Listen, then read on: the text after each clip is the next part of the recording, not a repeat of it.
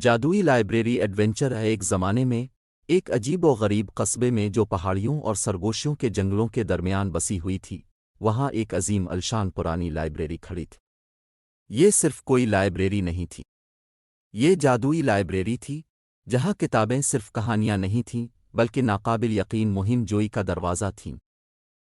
ہماری کہانی 3 متجسس بچوں سے شروع ہوتی ہے، ایما، اولیور اور للی۔ وہ بہترین دوست تھے، ہمیشہ جوش و خروش اور مہم جوئی کی تلاش میں رہتے تھے۔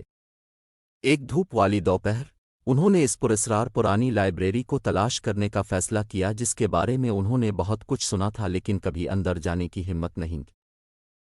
جیسے ہی انہوں نے لائبریری کے دروازے پر قدم رکھا تو ایک دوستانہ لائبریرین محترمہ ولو نے ان کا استقبال کیا۔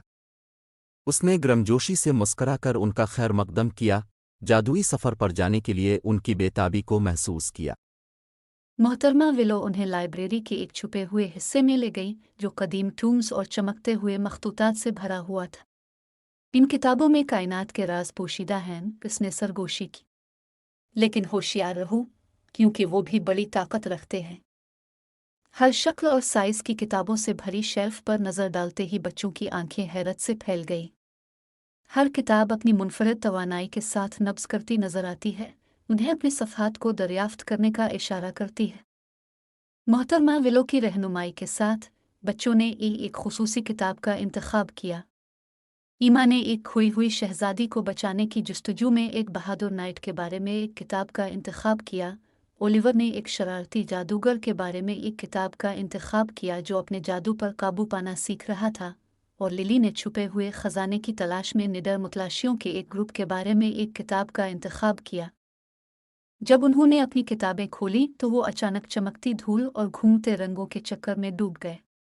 جب غبار جما تو انہوں نے اپنے آپ کو ان کہانیوں کے درمیان کھڑا پایا جو انہوں نے چنی تھی۔ ایک ساتھ انہوں نے چیلنجوں کا سامنا کیا، اسرار کو حل کیا اور دوستی اور ہمت کے حقیقی معنی کو دریافت کیا۔ راستے میں انہوں نے لاجواب مخلوق کا سامنا کیا، شدید ڈریگنوں کا مقابلہ کیا اور چالاک ولن سے مقابلہ کیا۔ لیکن جیسے جیسے ان کی مہم جوئی اپنے اختتام کو پہنچی، انہوں نے محسوس کیا کہ لائبریری کا جادو صرف کتابوں میں نہیں ہے بلکہ ان کے جعل سازی اور یادیں جو انہوں نے مل کر بنائی تھیں۔ حیرت سے بھرے دلوں اور تخیل سے بھرے ذہنوں کے ساتھ ایما، اولیور اور للی نے لائبریری کی جادوئی دنیا کو الوداع کہا، یہ جانتے ہوئے کہ وہ ہمیشہ اس کا جادو اپنے اندر رکھیں گے۔ اور اس طرح بچے گھر واپس آ گئے، ان کے دل ایڈونچر کے جادو سے چمک اٹھے، اپنی کہانیاں دنیا کے ساتھ شیئر کرنے اور دوسروں کو اپنے غیر معمولی سفر پر جانے کی ترغیب دینے کے لیے تیار ہیں۔ یہ تھی دوستوں ہماری آج کی کہانی۔ اس طرح کی مزید ویڈیو دیکھنے کے لیے ہمارا چینل سبسکرائب کریں، بیل آئیکن کو دبانا نہ بھولیں۔ شکریہ۔